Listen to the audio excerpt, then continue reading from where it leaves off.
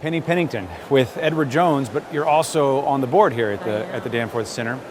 So marry those two viewpoints together for me and help me kind of understand the business of what goes on here, or perhaps what it means to our business community. Well, so some might look at the center full of scientists and say, what can this possibly have to do with business? Well, it's got a number of things to do with business. One, if you feed more people in this world, there are more productive people who can be entrepreneurs and take care of their family. And we're talking about worldwide problems that the Danforth Center helps solve. They also are working on environmental sustainability, and lack of water, lack of sustainability in our environment, that's bad for business too.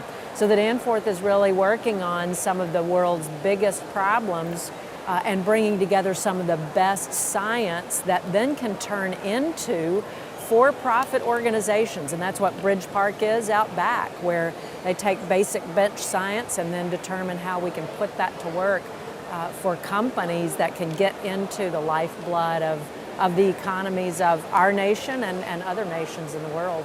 Like you said, these are big global issues, also kind of long-term solutions, or people are looking at problems, trying to head them off before they get any worse. We so often want immediate returns and immediate results. Is there a long view that you have to take when you're talking about the work that's done here? You know, I know there is. I was here last night for the installation of two new distinguished scientists, and one of them was describing the work that he's been doing with the cassava plant, and he's been doing that work for over a decade. So it is work that you can imagine these scientists have to have a vision that's very long-term about what they're trying to accomplish, and that they're seeing incremental successes and frankly incremental failures that help send them in another direction or off in another route. So all of those things are long-term in nature, but as they describe it, they see the progress of their work over time and are inspired by these big problems they're trying to solve. Do you think the business community values what is going on here? I think the business community does value it. When we sit down and think about it, beyond the next quarter or the next year or the next decade. And I think, frankly, that the business community can learn a lot from scientists like this and from vision like this, because our economy needs to be sustainable. As a company, we're a private partnership. We desire to be sustainable. We need to be thinking about things 5 and 10 years and 15 years ahead.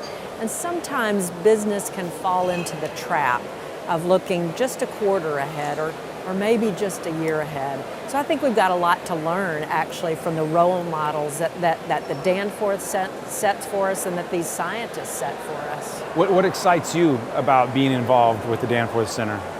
It is a audacious vision that the Danforth has. Create sustainability in the environment and feed people throughout the world. That's audacious. So dreaming big is what Dr. Danforth set this place up to be.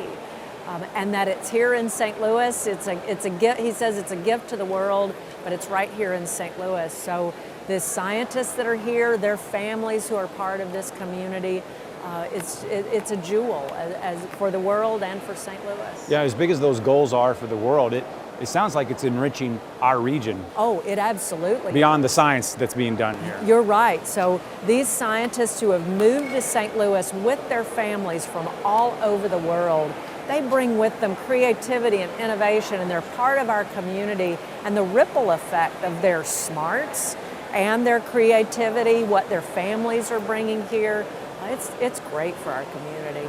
Penny Pennington, thank you for your time. I appreciate it. Thank Pleasure you. as well. Thank you.